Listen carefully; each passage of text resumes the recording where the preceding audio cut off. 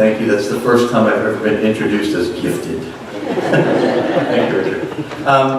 Good morning, everyone. As Richard mentioned, welcome to today. It's the first day of Dharma school. So before we begin today, I wanted to get your brains going with this little slide that I'm going to show you. And don't give out the answer. And if you've seen it before, don't be that person and be like, oh, I know, and then give it away. Everybody, just look at this. And I know it's going to distract you a little bit, but work on this subconsciously. I see furrowed eyebrows already. I love brain teasers and puzzlers and stuff, so take a look at that. We'll leave that up for a little bit, probably. Hopefully you'll pay attention to the talk part. But this morning, Reverend Matt is the guest speaker at the Techno Buddha Conference. That's a conference for age groups that are after college.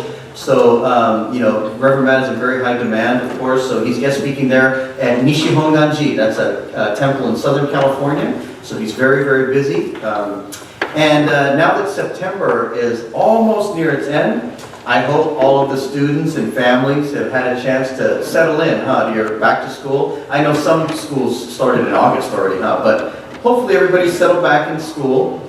And the start of a new school season is always wonderful because you get to start over fresh and new. Everybody is staring at the pool balls right now. Usually we have a good connection with all the Sangha members. You're engaged, but everybody's like, yeah, school, yeah. Okay, maybe Stuart will turn it off. Thank you. But I promise it'll come back later, so don't worry. Work on that in your subconscious. So now that September is over, no, I'm kidding, I won't start over.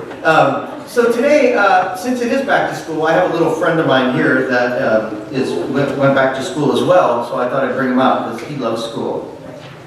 Hi, it's me, Elmo. Why, hi, Elmo. Hello. Hey, how's everything going for you today? Oh, it's going very, very good. So did you start school this month as well? Uh-huh, yes I did. I love school. I'm so happy to be back. Well, that's great, Elmo. I remember school too when I was younger. I liked school as well. Oh, were there dinosaurs at your school? No, Elmo, I didn't go to school that long ago. No dinosaurs, but it did feel a little different than things are today. So, Elmo, can you tell me what your favorite thing is about school? Elmo's favorite thing is to learn new things. Oh, you like to learn new things? Uh-huh. So, Elmo, what did you learn at school last week when you went? My teacher showed us a very interesting video. I brought it today, and maybe Mr. Stewart can play it for you. Okay, that's a great idea. We'll ask and see if Mr. Stewart has the video, and maybe you guys can watch the video and see what you think. Your eyes help you see the world, but you can't see this dot. No, seriously, if you close your left eye, stare at this crosshair with your right eye, and slowly move your head towards or away from the screen, the dot will disappear, revealing the exact location of your blind spot. The cells at the back of your eye transform light into signals that are sent to your brain, but they are missing right here because this is where nerves and blood vessels connect to the eye. So anything at that point in your vision you can't see, aka your blind spot. If we add a line through the image and you try again, you'll notice that your brain fills in information and makes you think the line is continuous instead of there being a hole in your vision. You also can't see all 12 of these black dots at once for a similar reason. Go ahead and try. Chances are you'll only see a fraction of them at once.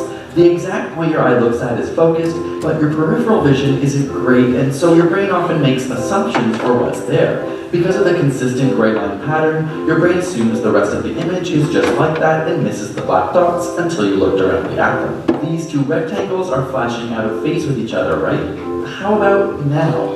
For most, the rectangles will now seem to be flashing at the same time in phase, but they aren't at all. and yet if we move these shapes beside them just a few pixels, you'll begin to see them out of phase again. The surrounding area has a direct impact on how you see and perceive things, even if the result is incorrect. Not convinced? Look at these flashing squares. Except what you might not have seen is that the middle square isn't flashing at all. If we remove the outer square, we see it for what it is, a solid color. Now try reading the sentence inside it. Did you catch the extra word? Your brain doesn't always notice mistakes like these because it doesn't affect your comprehension of the sentence, and your brain would prefer to act quickly rather than to be perfectly accurate. Try staring at the middle dot in this illusion. When the picture isn't moving, the colors are clearly changing quickly, yet when the image starts rotating, the color change either seems non-existent or much slower. Our eyes and brain have evolved to see, but our vision makes assumptions based on learning, memory, and expectation, and all of these illusions take advantage of this adaptation. It's an advantage to have rapid information processing, so instead of taking in every bit of detail to be 100% accurate, which would cause a brain overload, your brain makes assumptions. This faster perception allows for faster reflexes and faster conscious and unconscious decisions, an integral aspect of human nature. Much like this halo, if you stare at the center dot for long enough, the brain will simply make it disappear. It makes an assumption that the information is unchanging or unimportant, and as a result, you can't see it. Love tricking your brain with illusions? We've put together a playlist of our favorite ones that you can watch by clicking the screen. Don't forget to subscribe for more weekly fun science videos. Wow. Did it work for a lot of you? All the little things that we talked about? No. You know, Elmo, that was a really, really interesting video. Yes, Elmo thought so too. So, Elmo, from the video, it looks like we have learned that you can't always trust and believe everything you see with your own two eyes, right? Just because you see something a certain way, that doesn't necessarily mean that everyone else sees it the same way you do. So everyone else is wrong and Elmo is always right. No, not exactly. No? No, but that's why it's important that you have to keep an open mind to all the possible ways that other people can see the world, other than just yourself. So Elmo should listen to other people and hear what they have to say? Yes, it's always important to listen. And most importantly, it's always important to think about what others have to say as well. So, not everything Elmo thinks is always right? Well, that's true for all of us, Elmo. None of us is ever always right. And that video really proves that point. Even when we think we're 100% certain that we are seeing something a certain way, that may not be the case. So, in Buddhism, we always try to keep an open mind and open heart to receive more from the world and not close our minds and only listen to our own ego. Oh, I think I understand. Well, Elmo, thank you for sharing that video with us today. It was very interesting, and thank you for this wonderful little discussion we had. I think we all learned something this morning. Will you come back and visit us soon? Yes, I like it here. Everyone's very friendly. Oh, me too, Elmo. I like it here. Okay, bye. Bye. All right. So, where'd he go? So, as I promised, before we wrap up today, Mr. Stewart, Stewart already knew because I sent him this slide several weeks ago, and Stewart, when I sent it to him in the email, he's all, impossible, impossible, it's impossible. He didn't talk like that, but, so obviously you see three numbers, correct? There are three numbers. All these numbers below are odd, right? And everybody knows when you add an odd number with an odd number, it becomes even. But when an even number added to an odd number becomes odd.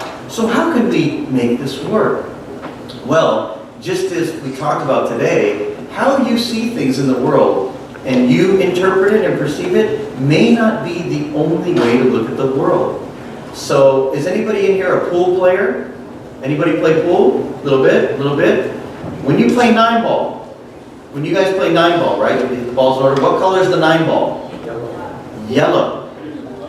So what ball is that green one? There was an aha moment in the room. That green ball is the 6 ball. That wasn't much of a reveal, I think. So you guys get it? So there is what creates your one even number. So you have 6 there, and then you have to make 24. So 11 plus 13 is 24, plus 6 equals 30. You tough crowd, okay.